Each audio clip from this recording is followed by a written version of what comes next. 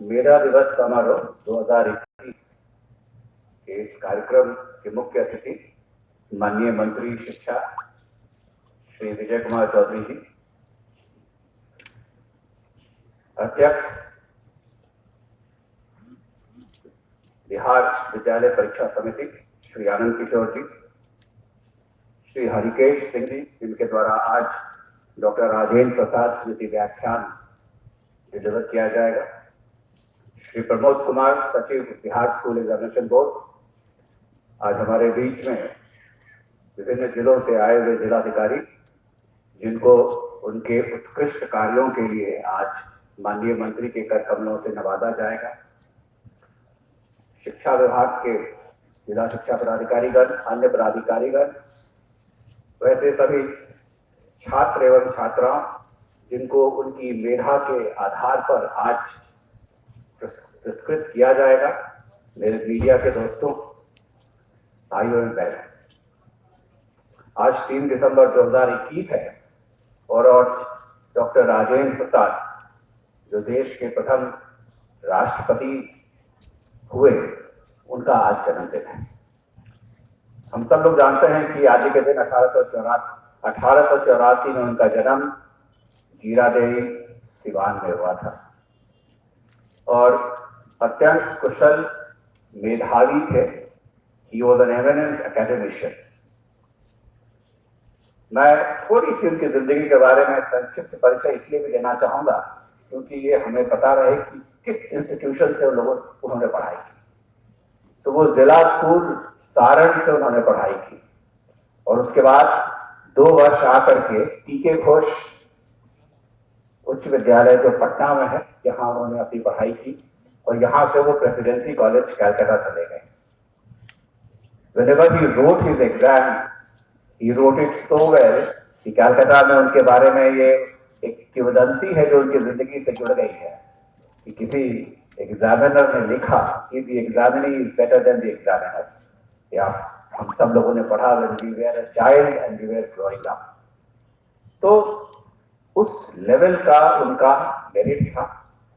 कालांतर में उन्होंने वहां से लॉ किया और वापस जब बिहार आए तो वो लंगत सिंह कॉलेज में अंग्रेजी के प्राध्यापक बन गए और कालांतर में वो लंगत सिंह कॉलेज के प्रिंसिपल भी रहे।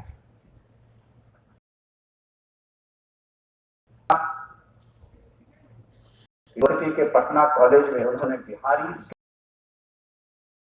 स्टूडेंट में उन्होंने चालू किया। मैं इसलिए कह रहा हूं कि हम लोग जिन्होंने थोड़ा सा उनकी जिंदगी के बारे में पढ़ा है, वो पहली बार लाइव लाइट में आया जब 1917 में महात्मा गांधी चंपारण में आए और चंपारण में महात्मा गांधी का जो भ्रमण था उसको उन्होंने कोऑर्डिनेट किया और उनकी एक पुस्तक भी है, उन्होंने लिखा है महात्मा गांधी चंपारण में और उसमें उन्होंने महात्मा गांधी की पूरी कृति जो चंपारण में महात्मा गांधी ने किया उससे उसका उल्लेख है। मैं आज वापस जब जाता हूं तो मैं इस किताब की एक प्रति निकाल करके I will send it to all the district magistrates and all the district education officers कि आप लोग भी इसको पढ़ करके उनकी लेखनी में कितनी सिंप्लिसिटी है और कितना डिटेल्स है। कि अंग्रेजी में एक कहावत है कि God is in the details और मुझे हमेशा लगता है कि जिंदगी में हम जो काम भी करते हैं, यदि ईश्वर को ढूंढना है तो कार्य की बारीकियों में ढूंढी जाए तो शायद हम लोग बेहतर काम कर सकेंगे। जब उन्होंने 1906 में बिहारी स्टूडेंट कॉन्फ्रेंस प्रारंभ किया तो उसका एक मकसद ये भी था कि एक डिफरेंट लेवल ऑफ लीडरशिप को कायम करना और कहीं ना कहीं ये बहुत ही आवश्यक है कि उनको महात्मा गांधी ने उनको महात्मा गांधी के लीडरशिप में उन्होंने कार्य किया और उन्होंने एक सेकेंड लेवल ऑफ लीडरशिप को भी बिहार में विकसित किया।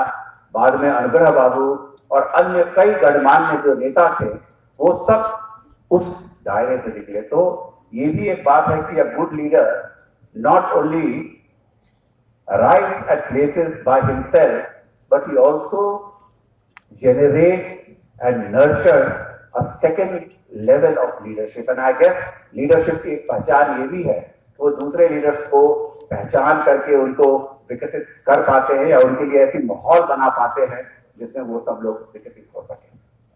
तो राजेंद्र बाबू हम लोगों के लिए बड़ी फख्र की बात है कि बिहार से थे, और many of us who are also Biharis, sorry, I don't wish to actually sound very parochial, but मुझे कभी-कभी लगता है कि good role models always sustain you। तो ये हम लोगों के लिए बड़ी अच्छी बात है कि देश के प्रथम राष्ट्रपति, eminent academician, freedom fighter, lawyer और constituent assembly में वो अध्यक्ष भी रहे, वो हमारे यहाँ से आए और उन्होंने बिहार से निकलकर के पूरे देश का प्रतिनिधित्व किया, और हम सब लोग उनके प्रति आज उनको याद करते हुए we pay our deepest homage। और in the fitness of things, उनकी जो जिंदगी थी, उनकी जो जिंदगी मेधा पर आधारित थी, आज उनकी जन्मदिन को हम लोग मेधा दिवस के रूप में मनाते हैं। और आज बिहार स्कूल एग्जामिनेशन बोर्ड के जो हमारे स्टूडेंट्स हैं, जैसा कि हमारे अध्यक्ष महोदय ने कहा कि जो 1 से 10 रैंक वाले स्टूडेंट्स हैं उनको हम पुरस्कृत करते हैं। तो इस in the fitness of things की आप सब लोग, मैं चाहूंगा कि उनकी जिंदगी से प्रभावित होते हुए, उनकी जिंदगी से सीख लेते हुए उन्हीं की तरह बनने का प्रेरणा देंगे। मैं ये भी कहना चाहता हूं कि अंततः सभी एजुकेशन सिस्टम को एक टेस्टिंग की प्रक्रिया होती है, जिसे हम एग्जामिनेशन के माध्यम से कहते हैं, बोर्ड कहें, it brings you at a level of the state. तो ये बहुत ही आवश्यक है कि हम इस परीक्षा की जो स्वच्छता है, इसकी पारदर्शिता है, इसको हम लोग बनाए रखें। और मुझे इस बात की बड़ी खुशी है कि विगत वर्षों में Bihar school examination board has risen to the occasion, और इस एग्जामिनेशन को बहुत ही स्वच्छ और पारदर्शी तरीके से कराया गया है।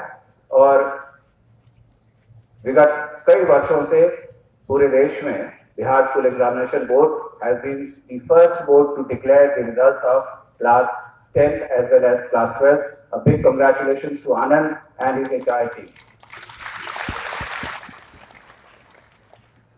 आज असेंबली भी चल रहा है और हम समय का कंस्ट्रेंट है। मैं माननीय मंत्री जी की ओर से अपना आभार प्रकट करता हूं कि सर आप इतने व्यस्त समय में भी अपना वक्त निकाल करके आज हमारे बीच में आए हैं, हम लोगों की हौसला अफजाई की है। इसके लिए मैं आपके प्रति आभार प्रकट करता हूं, और मैं उन सभी जिलाधिकारियों को भी अपनी ओर से बधाई देना चाहता हूं कि आज आपको एक पुरस्कार दिया जा रहा है। ये आपके कठिन परिश्रम और आपकी दूरदृष्टि को और बेहतर करेगा। मैं आशा करता हूं कि इससे आपको और प्रेरणा मिलेगी। और अंततः मैं अपने सभी शिक्षा पदाधिकारियों को ये कहना चाहूंगा कि मेहनत का कोई विकल्प नहीं है, और अंततः एजुकेशन और स्पोर्ट्स ये दो ऐसे फील्ड हैं जहां पर the very concept is that of merit. Class में एक ही बच्चा फर्स्ट आता है, और स्पोर्ट्स में जब 100 मीटर आप रन करते हैं तो only 1 person breasts the table। Some people might say this is an unequal system, but I always say that this is a good system because opportunity which is being given to everyone is the same। सबको समान रूप से opportunity दी जा रही है, लेकिन मेधा में कोई ना कोई हमेशा फर्स्ट आता है, और हमेशा ये हेल्दी कंपटीशन से हम लोग करें तो ये हम लोगों को अपना जो बेस्ट है वो सिस्टम में पुट करने के लिए उत्प्रेरित करता है। तो मैं आज एक बार फिर आप सबके प्रति अपनी शुभकामनाएं देते हुए, विशेषकर जो आज पुरस्कृत किए जा रहे हैं उनको अपनी बधाई देते हुए अपनी बातों को समाप्त करता हूं, और एक बार फिर से डॉक्टर राजेंद्र प्रसाद जी के प्रति हमारा नमन। धन्यवाद। बहुत बहुत धन्यवाद।